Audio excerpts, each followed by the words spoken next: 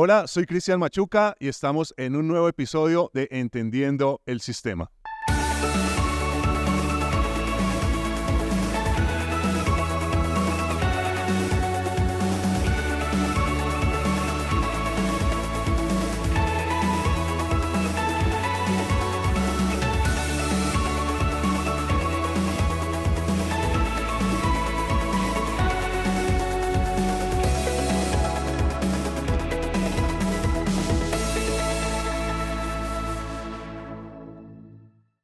Bueno, y en este episodio muy esperado tenemos al concejal Marco. Hola, concejal, ¿cómo estás? Cristian, un saludo muy especial para ti, para toda la gente de Entendiendo el Sistema. Qué privilegio compartir en este programa. Bueno, usualmente nos gusta preguntar quién es Marco Acosta, qué ha hecho. Cuéntanos un poco de qué has hecho en este tiempo y quién es Marco Acosta. Bueno, mi nombre es Marco Acosta, soy pastor y concejal de Bogotá, tengo 35 años, soy casado hace 16 años, tengo 3 hijos, Marco, Juan Jacobo, José David. Sirvo a Dios desde muy joven y bueno, desde hace unos años Dios me ha puesto a cumplir este llamado bivocacional, no solo al interior de la iglesia, sino también fuera de la iglesia, en el gobierno, y ha sido un privilegio hacer la voluntad de Dios en esa área. Bueno, dices 16 años de casado, eso quiere decir que decía una persona que me formó en la escuela dominical, usted prácticamente se soltó la teta, me perdón la expresión, y se casó. Sí, yo tuve un encuentro con Dios a los 18 años, de los 12 a los 18 años estuve en esa juventud y adolescencia rebelde, iba a la iglesia de cuando en vez, pero no estaba muy comprometido con Dios. A los 18 años tuve un encuentro, una experiencia muy profunda con Dios, y lo primero que le pedí a Dios fue mi esposa. Me la entregó y a los 20 años, a los 2 años de haberla conocido, ahí mismo decidí llevarla al altar y empezar de una vez en el pacto matrimonial a construir para encontrar ese diseño de Dios para nuestras vidas.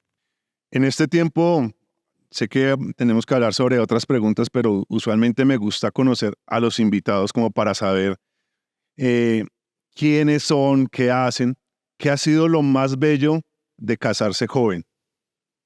Yo siempre he dicho, incluso como pastor de jóvenes, fui pastor de jóvenes de la iglesia Dios está formando un pueblo, sede norte, la que pastoreó a mi papá, sede que pastoreó a mi papá por muchos años, que hay 3 condiciones muy importantes para uno tomar ese paso: madurez espiritual, emocional y económica. Creo que Dios me había permitido a muy temprana edad dar ese paso precisamente por haber alcanzado especialmente esa madurez espiritual y emocional. Lo mejor de casarse joven es construir y ver cómo Dios es fiel en cada etapa, en cada momento de nuestras vidas. Desde que nos conocimos con mi esposa, hemos visto un crecimiento en todas las áreas y eso ha sido consecuencia de la búsqueda de la presencia de Dios, de servirle, de ser fiel y de ponerlo a Él como el centro de nuestras vidas, darle la prioridad para que Él se encargue de la añadidura y de darnos la victoria en todos los procesos de vida que hemos luchado juntos. Obviamente aquí es donde ya comienza el trabajo en equipo, en una iglesia, en el consejo. Y entendiendo un poco estas dinámicas para hacer la primera pregunta que se me viene a la cabeza y es ¿por qué esa parte bivocacional? ¿O por qué Dios decide, o por qué decides hacerle caso a lo que Dios te dice de ser bivocacional? La pasión más profunda mía siempre ha sido el ministerio eclesial. En el 2016, incluso ya después de haberme graduado como politólogo, haber sido docente, haber sido asesor de la Escuela de Apoderados de Policía, haber incluso asesorado algunos temas de la Junta Administradora Local de Usaquén, Dios me habla a mi corazón y me dice, bueno, ¿y para qué estudiaste ciencia política? ¿Para qué hiciste ese énfasis en gestión pública? ¿Para qué has hecho estos pinos en los temas de gobierno? No escondas esos talentos que te di. Y en el marco de precisamente esas marchas que hicimos en contra de las cartillas de la ideología de género del gobierno Santos, ministra Gina Parodi, precisamente en el contexto de los acuerdos con las FARC, el plebiscito, la reforma tributaria de estos años, Dios despertó una carga muy profunda y ahí fue donde Dios me habló y me dijo, quiero que seas luz y sal no solo dentro de la iglesia, sino también fuera de la iglesia y ponme esos dones y talentos al servicio de la extensión del reino, que eso trasciende lo eclesial. Y ahí fue donde yo sentí que pues no hay un solo centímetro que no le pertenezca a Dios, que no hay vocación superior y que como pastor también podía extender el reino de Dios a través del establecimiento de los principios de la palabra en la esfera de gobierno. Creo que es muy importante cuando entendemos el sistema y siempre hablo de esto que el llamado que Dios hace es irrevocable y Dios hace el llamado y eso no se puede quitar. Y entendiendo un poco la labor que has hecho desde el Consejo para Marco Acosta, no desde la parte el de estudio que nos podría definir el concejal hace. Para Marco Acosta, ¿cuál es la importancia del concejal? Yo creo que el concejal como máxima autoridad político-administrativa es la voz y la expresión democrática de la ciudad que se recogen 45 personas que representan diferentes formas de pensar, diferentes formas de ver la realidad, la naturaleza, el hombre, diferentes formas de plantear soluciones a lo que vemos como situaciones problemáticas en Bogotá. Luego entonces la tarea más relevante del concejal es recoger ese grito que la ciudadanía extiende a quienes representamos dentro de la democracia, estos sectores, para plantear soluciones desde esos principios y desde esas visiones y cosmovisiones que tenemos de ciudad, por supuesto desde nuestras convicciones, para que eso sea notorio, servir, plantear, alzar la voz, que los bogotanos sientan que no pierden la planta de sus impuestos, que los bogotanos sientan que hay alguien que les representa. Yo creo que cuando un concejal logra que su votante diga, me siento representado, esa es la persona que yo elegí, qué orgullo saber que hay alguien allá que está peleando por mis principios, por mis convicciones. Eso sin duda alguna se vuelve no solo el reto más grande que tiene un servidor público, sino también un concejal de la ciudad, de la capital de Colombia, que hace que sea esta corporación, sin duda alguna, una de las corporaciones más relevantes del país. A la hora de realizar un proyecto, ¿cuál es la prioridad o qué se prioriza para hacer ese proyecto de ciudad? En el caso de el concejal Marco, ¿cuál es la prioridad? ¿Qué es lo que priorizas para decir, este se debe sacar, esto no se debe sacar? Las políticas públicas tienen diferentes fases que se recogen en cualquier escenario, no solo en el Consejo, sino también en las asambleas departamentales y en el Congreso de la República. Lo primero es identificar el problema.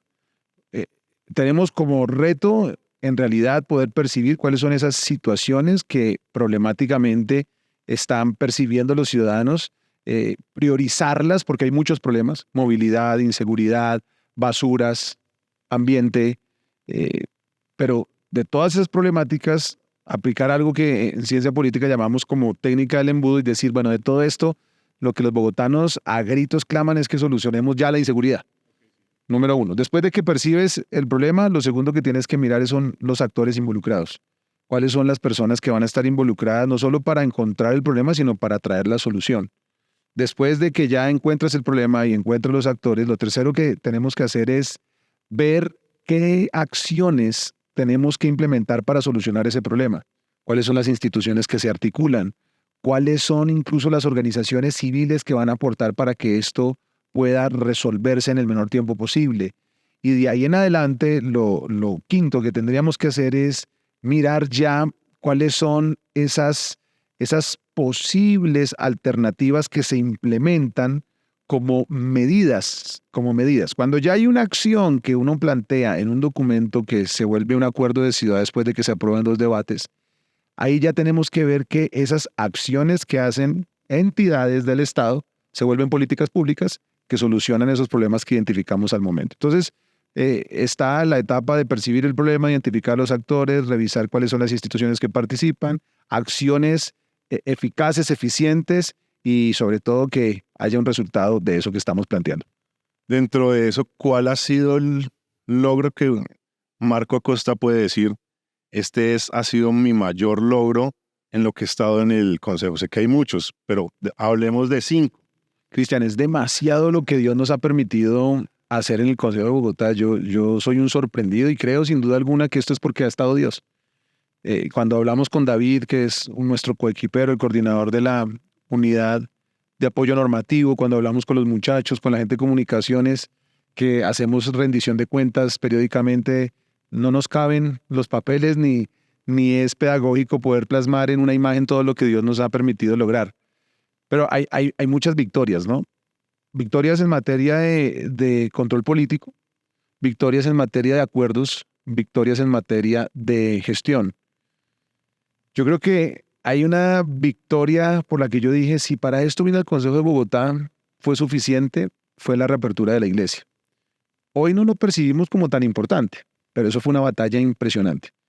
Nosotros logramos mostrarle a la administración distrital, además una administración muy distante a la cosmovisión bíblica, que la iglesia llegaba donde no llegaba el Estado, que lo que hacía el sector interreligioso, los pastores en la ciudad, podía evitar la segunda pandemia, que era la violencia intrafamiliar, que darle la libertad a los pastores y a sus equipos que realizaran los cultos desde sus casas, desplazaran su equipo de alabanza y de transmisión a los lugares de templo, a sus casas, y que les permitieran implementar unos protocolos de bioseguridad en el mes de octubre, a los 7 meses, a los 7 meses de haber iniciado la pandemia en un municipio de alta afectación de COVID como fue Bogotá, fue uno de los mayores milagros porque pensamos que la iglesia se abriría al tercer año. Yo creo que ese fue como una de las victorias más grandes. Lo segundo, el plan de ordenamiento territorial. El plan de ordenamiento territorial ni sé cómo comunicarlo todavía. Es una locura que hoy los bogotanos sepan que la iglesia cristiana en Bogotá puede estar donde la ciudad la necesite, que no hay restricción alguna. Antes tú ibas a abrir una iglesia en cualquier localidad, habían por UPZ ciertas restricciones que no le permitían a los lugares de culto estar. Hoy eso está eliminado. Pero seguramente el hecho de comunicar eso, la gente va a saber que hoy una persona que siente el llamado en cualquier localidad puede abrir una iglesia, pues sea lo que sea. ¿O hay alguna restricción para esto? Ninguna. Eso fue tan poderoso que nosotros logramos incluir a la iglesia dentro de los servicios esenciales y de cuidado de la ciudad. Para la alcaldesa Claudia López habían unos servicios de cuidado y esenciales que no podían tener límite ni restricción en el uso del suelo dentro de lo que es el plan de ordenamiento territorial. Por la gracia de Dios logramos que la iglesia estuviera ahí. Eso es un logro grandísimo. No, eso, yo cada vez que tengo una reunión les digo, yo ni sé cómo comunicarles esto, pero vamos, prediquemos el evangelio, abramos obras, lleguemos a donde antes no podíamos llegar. Y dos, porque fueron 20 propuestas, no alcanzaría en este programa a decírtelas, pero el hecho de ya no tener esas escalas que exigían unas cargas urbanísticas según el tamaño del templo en las localidades, sino que tendrán esas cargas urbanísticas exageradas en templos superiores a 4.000 metros cuadrados, eso es muy poderoso. Sé que dentro del consejo uno por fuera lo ve todo muy bonito, pero cómo es estar allá en ese lugar, cómo es enfrentarse al ambiente que a veces creo que es hostil, o sea, porque no es el ambiente que uno está acostumbrado a la iglesia, que hermano, amigo, cómo es estar en ese ambiente hostil donde muchos no tienen la cosmovisión de uno, cómo se puede ser luz en esos escenarios de oscuridad. Yo por muchos años estuve completamente sumergido en la iglesia. Y llegar al Consejo de Bogotá, aunque ya había estado en el Congreso como asesor un año, fue una oportunidad que Dios me dio para entender con misericordia cómo está el mundo actual. He encontrado personas maravillosas. Yo tengo una relación muy cordial en medio de las diferencias con la mayoría de los concejales. Con todos tengo un diálogo tranquilo. Con algunos he entablado una amistad. Con algunos he empezado a construir una hermandad incluso, que me he vuelto su consejero, me he vuelto un apoyo en momentos trascendentales. Y ellos han respetado mucho porque no vieron a un pastor tradicional. Vieron a un hombre que trabajaba no solo por la iglesia. Alcancé a nombrarte 2 causas, me dijiste 5, pero un proyecto poderoso que fue un resultado tremendo que incluso muchos admiraron. Me lo resaltó muchísimo la actual ministra de Ambiente, Susana Muhammad. Me dijo, Marco, esta iniciativa es brillante. Y fue hoy el acuerdo de ciudad que incentiva los sistemas productivos solidarios locales dentro de cada una de las localidades, recogiendo la marca de cada localidad, reconociendo que Bogotá tiene una vocación productiva por localidad. Que así como Puente Aranda tiene un fuerte en la comercialización, en el emprendimiento, en la recepción de empresarios pequeños, medianos, grandes, Usme tiene una vocación rural de producción agrícola, de producción de papa, de producción de leche, así como, por ejemplo, otras localidades como Ciudad Bolívar también recogen una vocación propia. Engativá tiene también ciertas UPZs que tienen característicamente una fortaleza en lo que es el diseño, la industria. Pues esos sistemas productivos solidarios locales empezaban a darle la oportunidad a los grandes empresarios que se asociaran con los medianos empresarios y los medianos empresarios con los pequeños empresarios para que a través de la asociatividad todos se ayudaran entre todos, asociatividad, y resaltaran la marca de la localidad. Entonces, esas iniciativas que decían en desarrollo económico, venga, qué bacano, pensamos que usted se iba a poner aquí a rezar y a echar fuera demonios y a hablarnos de Biblia a todos, empezaron a mostrar que estábamos proponiendo cosas efectivas. El índice de gestión pública, por ejemplo. Ese índice de gestión pública es una herramienta que le muestra a los ciudadanos cuáles son las entidades que en realidad están haciendo la gestión pública a la ciudadanía, creando valor, prestando un servicio público eficaz, eficiente, rápido, oportuno, que todos lo pueden medir. Y eso genera un ranking para saber cuál es la entidad del distrito que mejor lo está haciendo. Entonces eso ha sido un reto, mantener principios, convicciones, amor al prójimo, respeto, pero alzar la voz con vehemencia, decir no a lo que tienes que decir no, defender tus convicciones, pero a la vez tener una muy buena relación con todos para defender tus causas y dar un buen testimonio de que como cristianos proponemos, somos rigurosos, somos efectivos y hacemos nuestro trabajo con excelencia. Sé que ahorita llegan las próximas elecciones. ¿Por qué decide nuevamente lanzarse del consejo? No fue fácil, la decisión no fue fácil. Estuve conversando con quien es uno de mis mentores, mi hermano mayor, el pastor David Cañas. En algunas ocasiones con David Cote también. Los tres hemos venido siempre como conversando, planeando. En el caso del pastor David ha sido como un hermano mayor. Pastor Eduardo Cañas ha sido como un padre espiritual en todo este proceso. Y obviamente nuestras familias, ¿no? ¿Qué hacer? Porque esto no se trata de Marco. Esto es una visión de transformación.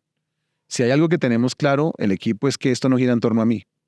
Y lo hemos demostrado en todos nuestros procesos. Cuando fue el momento de David liderar el proceso de cámara, todo giró en torno a David. Él era el que brillaba, él era el que lideraba, él era el que estaba adelante, él era el que tenía el protagonismo. Porque hay momentos donde tenemos que sacar a los mejores 10 o 6 o 9 a jugar en la posición que tienen que jugar. Y si algunos tenemos una camisa privilegiada, tenemos que hacernos atrás para que el otro haga gol, porque hay momentos donde tienes que dejar que se opaque un poco tu brillo para que brillen los demás. Y en esa decisión oramos y dijimos, no tenemos tiempo de sacar otro candidato. Yo quería sacar otro candidato precisamente porque creo que una carga nuestra en general es levantar una generación que trasciende. Creo que nosotros queremos no solo la transformación del país, sino ver dónde está esa José, esa Esther, dónde está Daniel, dónde están esos hombres, esas mujeres de Dios que van a hacer luz y sal en el gobierno, que se quieren preparar, que quieren alzar la voz, que quieren establecer el reino. Entonces, yo quería sacar el candidato, pero el consejo de sabiduría fue: no nos da el tiempo, no tenemos el tiempo. David estaba muy desgastado ya de la campaña de la Cámara. Yo quería que David fuera el candidato. Él estaba digamos que agotado y desgastado. Esto es muy, muy agotador. Entonces él dijo, no, déjenme, yo me recupero. Yo ya lo estoy lanzando al Congreso otra vez, porque sin duda alguna... Esto es una primicia. No, él va a ser congresista de este país. David Cote va a ser un hombre que Dios va a usar como no lo ha hecho con ninguno. Él va a ser una voz profética, él sin duda alguna va a ser un servidor público como ninguno. Entonces, no podía David, la normatividad, digamos que legal en cuanto a lo electoral, no nos daba otro chance, ¿verdad? Con todos los rollos que habían dentro del partido. Hay muchos jóvenes que yo estoy formando para este proceso, pero no nos daba el tiempo para sacarlo en medio. Y nos estamos dando cuenta, Cristian, que en esta campaña hay muchos candidatos y que haber sacado otro candidato hubiera sido muy complejo, más porque tenemos muy buenos candidatos cristianos. Entonces lo más sabio, y recogiendo el consejo de muchos pastores, fue: vaya usted de nuevo, consolide el trabajo y eso sí, deje el próximo concejal andando. Pero yo estoy seguro que de este equipo vamos a tener representación en el Senado nuestra, real, genuina, que vote con cosmovisión bíblica, no un senador que termine votando por allá un poco de cosas que no nos representan, sino realmente un senador que con cosmovisión bíblica nos represente. 2, un representante seguramente, un equipo de concejales, ediles. Creo que yo podré decir como el apóstol Pablo: he acabado la carrera. Cuando yo vea ese equipo desde mi iglesia, yo me siente allá en la iglesia así ya viejito, con gafas así a mirar las noticias y yo diga: lo están haciendo bien esos muchachos. Y yo los pueda después llamar y decirles: venga, ojo, corrijan esto, se les fue la mano en esto. Ese es mi sueño, levantar una generación que sea luz y sal. Entonces la decisión la tomamos fue por sabiduría y por consolidar este proyecto, que es una visión de transformación que no se trata de mí, se trata de otros. Eso es muy interesante cuando uno dice la palabra, y lo he escuchado mucho, menguar, para que Dios crezca, y eso es muy valioso cuando uno entiende que no se trata de uno. Hemos podido entender eso. Creo que algo que se ha podido entender es que no se trata de mi causa, sino se trata de una causa mayor que es llevar el nombre de Dios a aquellas personas, a aquellos lugares. Usted me da un ejemplo bravo en eso, porque usted fue candidato en Puente Aranda hace 3 años y medio, y usted se fue en una posición donde no había posibilidad alguna de ser electo, y usted lo hizo por la causa, y eso fue un ejemplo que nos dio testimonio a muchos, y bueno, Pedro Pablo también lo hizo, todo este equipo que hoy está, muchos no encabezaron las listas y hicieron un proceso como si hubieran sido cabezas de lista. Yo lo hice en el Senado. A mí me decían James Rodríguez, yo era el número 10. No había la más mínima posibilidad de que yo fuera senador, pero es que esto no se trata de mí. Esto no se trata de Cristian. No, no, no. Yo creo que somos respuesta a una oración. Yo creo que somos respuesta a un clamor. Alguna vez alguien me dijo, qué orgullo que usted diga que usted es respuesta a una oración. Pues la palabra dice que los hombres y las mujeres que caminaban con Dios eran respuesta al clamor del pueblo de Israel. Moisés fue respuesta. Esther fue respuesta. Yo creo que Dios está levantando gente muy valiosa. Y los he visto y los conozco. Muchos candidatos a ediles, incluso que no están en nuestro equipo, muchos candidatos al consejo que yo los veo y digo, wow, Dios los va a usar.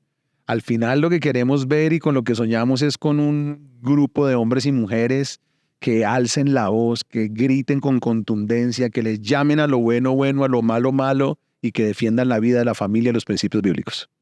Eso es interesante cuando uno puede trabajar en pro de eso. Y por eso fue como el deseo de entender el sistema, porque posiblemente en nuestras congregaciones, aunque estos podcasts lo ven muchas personas, aun cristianos, personas que no son cristianas, pero algo que he visto posiblemente en esto es que se había perdido la esencia de lo que es la política y la gente tenía ese término política como muy mal en su cabeza, aunque es más como un área de gobierno, ¿no? Realmente lo podríamos ver así. Yo no soy capaz casi de usar el concepto política, incluso porque en ciencia política, cuando usted estudia el concepto de política, se da cuenta que, por ejemplo, en inglés está policy, policies, y en eso hay un diferencial entre lo que es la acción gubernamental o de un ente político oficial para resolver un problema, o la organización de un sistema democrático para tener representatividad a través de partidos, o la identidad o afinidad a una visión ideológica, ¿no? Pero para Latinoamérica o para el habla hispana, el concepto política es corrupción, torcido, prebenda, chancuco, ilegalidad, ¿no? Yo siempre hablo de la esfera de gobierno. Usted me dice, oiga, ¿usted qué hace? No, yo soy pastor que tengo un llamado de la esfera de gobierno. Suena mejor, ¿no? Más bonito. ¿Soy pastor político? No, eso suena Sí. complicado. No, alguien utilizaría un mal concepto ahí. Entonces, si hablo de gobierno civil. Eso es importante también que las personas que están viendo esto entendamos también cómo podemos llamar a lo bueno bueno y a lo malo malo. Marco Acosta, ¿cómo ve el futuro de Colombia en los próximos años? Colombia va a dar un giro. Yo tengo una esperanza gigante, así como me sentí muy derrotado en agosto del 2022 con la elección de Gustavo Petro como presidente, en donde para muchos fue una derrota que un hombre con esa cosmovisión que tiene, con esa visión de país, con esa visión política que está basada precisamente en darle posibilidad a los criminales de impunidad, de reivindicar no a quienes se esfuerzan por estudiar, sino a quienes cometen delitos para que los dejen de hacer. Y todo esto que estamos viendo, ¿no? Digamos que yo no estoy hablando de ninguna suposición, sino de todo lo que estamos viendo, ¿no? Viendo a Mancuso como gestor de paz, viendo una cantidad de atrocidades y sandeces que uno pensaría que es una novela de ficción, pero que es real. Ahora en las elecciones del 29 de octubre siento que esta Colombia que tanto amo empezó a darse cuenta que fue engañada, que no había ningún cambio. Para nosotros las elecciones del 29 son un plebiscito, Cristian. Para nosotros las elecciones del 29 es patriotismo. Me he sentado a hablar con empresarios que me han dicho, Marco, hágale con toda. Hágale como patriota, métase, hermano, métase que vamos a recuperar el país, vamos a defender la policía, vamos a defender las fuerzas militares, vamos a defender la iniciativa privada, vamos a darle garantías a los empresarios, a los que generan trabajo. Eso me da una esperanza profunda, Cristian, porque creo que el péndulo está girando de nuevo en un muy corto tiempo. Algunos que analizan un poco la tendencia de la izquierda en América Latina proyectaban esto a 2, 3, 4 periodos. Yo creo que en Colombia no va a ser así. Yo creo que en estas elecciones territoriales vamos a recuperar los departamentos y las ciudades principales y creo que en el 2026 Colombia volverá a brillar. Bueno, esto es interesante tener esta visión de cómo va a ser Colombia. Yo creo lo mismo, que el 29 de octubre Vamos a dar un giro. vamos a dar un giro. Pero, y aquí es importante decirlo claramente, no de 360 porque es volver al mismo lugar, sino de 180. ¿Sí? Entonces es importante porque es que a veces escucho a muchos pastores, eso lo digo como en ánimo de reflexión cuando decimos 360. Como ingeniero es decir volver al mismo lugar. No, y además, Cristian, que a veces la gente nos ubica a los cristianos como en la derecha recalcitrante radical, pero yo creo que ese giro ni siquiera va a ser hacia la derecha radical. Yo creo que ese giro va a ser hacia los patriotas que no se ubican en esos espectros políticos y quieren servirle al país. Al empresario que ha administrado bien su empresa, ha dado resultado, ha generado empleo y va a decir quiero poner al servicio de lo público este entendimiento. Fíjese que en el análisis de la administración pública se da una evolución muy poderosa en lo público y es la nueva gestión pública, el New Public Management, que es la recolección de algunas metodologías que dieron resultado en el sector privado aplicadas al sector público. Yo creo que se van a levantar personas que saben administrar, personas que saben dar resultado, personas que saben de seguridad, que saben de economía y que caminan en principios. Y que no los pueden ubicar en esos extremos políticos, sino que tienen patriotismo, quieren servirle a Colombia, quieren servirle a la ciudad. Y eso va a traer un giro a nuestro país, pero sin duda alguna, eso es respuesta a la oración de una iglesia que día y noche clama por este país, que por generaciones como su abuelo, mi tío abuelo, sus padres, por generaciones hemos visto orar por este país. Yo creo que esa oración está en el corazón de Dios y Colombia va a ser el faro de América Latina. Aquí es donde viene la parte de la pedagogía electoral, que a las personas que he invitado del equipo les he dicho, bueno, hable quién es usted, ya sabemos quién es Marco Acosta, pero ahora cómo podemos votar, para que la gente un poco también sepa, porque hay gente que de pronto no tiene ni idea si está en Bogotá, cómo puede votar aquí en Bogotá. Pues a quienes se identifican con la defensa de la vida, la familia, la libertad, los principios bíblicos, la seguridad, el desarrollo económico, a quienes se identifican con este servicio público que lo hacemos por vocación y llamado, tienen la oportunidad el próximo 29 de octubre pedir el tarjetón del Consejo de Bogotá, buscar el León de Colombia Justa Libres que está en coalición al Partido Conservador y marcar el número 5. No olviden marcar el número 5. Es un número muy poderoso, 5 las piedras que se echó David al saco pastoril para destruir a Goliat, 5 los libros del Pentateuco, 5 fueron los panes que Andrés puso a disposición para proveer a esos 5,000 que estaban allí cerca de Jesús, 5 los ministerios que el apóstol Pablo habló allí en la carta que escribió a la iglesia en Éfeso. Y bueno, para votar por la Junta Administradora Local también hay que darles una instrucción, porque Cristian también es una opción en la Junta Administradora Local de Puente Aranda. Tienen que buscar el tarjetón de la Junta Administradora Local de Puente Aranda y marcar el logo del León de Colombia Justa Libres que está en coalición con el Partido Conservador y marcar el número 85. Muchas gracias. Esa es una publicidad que no la pedí, pero es importante. No, y algunos me preguntan, bueno, ¿por qué usted no sale con el saco? Porque creo que estos espacios es para eso. Esta primera temporada va a finalizar con este episodio el próximo año. Esperábamos seguir con estos espacios que creo que han sido para muchas personas de edificación, porque nadie de pronto tiene el concepto tan claro, a veces ni siquiera uno lo tiene, y esto nos ayuda y entender que uno también puede participar en política, eso es Claro. bueno.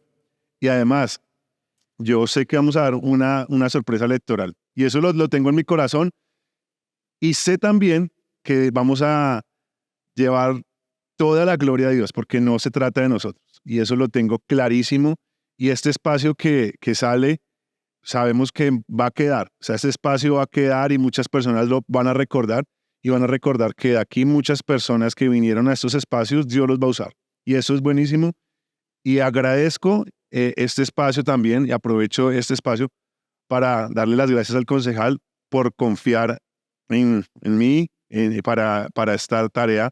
No lo había hecho con mis otros compañeros pero quiero aprovechar aquí en este espacio entendiendo el sistema, darle las gracias públicamente. Sé que nos están viendo porque el agradecimiento público también es honra. Y honro la vida del concejal porque nos ha enseñado con el ejemplo, con la dedicación y también nos ha mostrado el camino que debemos ir y que lo más importante dentro de todo esto, podemos entender el sistema, pero si no tenemos a Dios ahí, muchas veces va a fracasar todo. Para entender el sistema hay que tener a Cristo en el corazón. Y creo que para entender al sistema hay que ir a la verdad. La verdad no es algo, la verdad es alguien, la verdad es Jesús. A través de esos lentes correctos que es la palabra de Dios, entenderás el sistema. No me puedo ir sin antes hacer la pregunta que durante todos estos episodios he hecho a todos los que han participado. ¿Marco Acosta cree que la política en Colombia cambió después de la pandemia? Sin duda. La política en Colombia tuvo un giro en donde la agenda mundial empezó a entender cómo plantear una solución a las problemáticas de la sociedad bajo esa nueva realidad que trajo la pandemia. La tecnología hace parte hoy de la agenda en el mundo. Lo segundo, los emprendimientos y las formas de productividad empezaron a planearse, a formularse más desde la percepción de un posible riesgo como una pandemia para no permitir que, como sucedió en el mundo entero, una situación como esta deje en quiebra y en derrota absoluta a muchos. Y 3, empezamos a valorar lo que tenemos que valorar. Como políticos, vimos que la gente entendió lo importante que es la familia, lo importante que es prevenir la violencia intrafamiliar, lo importante que es tener ese acceso a los mínimos vitales de un ser humano, cuidar el ambiente y sobre todo cuidar la vida. El único ejercicio que más hicimos fue lavarnos las manos y eso nos dejó una lección profunda, que somos tan vulnerables como cualquier ser humano sin importar si tenemos posibilidades o capacidades o no. Un solo virus nos puso a respetar y amarnos los unos a los otros. Bueno, muchas gracias. Concejal, muchísimas gracias. Concejal y pastor. ¿Listo, eso lo digo con un respeto, porque al respeto también lo debo decir. Muchas gracias, concejal, por este espacio. Bueno, y a cada una de las personas que han visto este episodio Entendiendo el Sistema, estaremos próximamente en nuestra segunda temporada de Entendiendo el Sistema. Dios los bendiga. Bendiciones.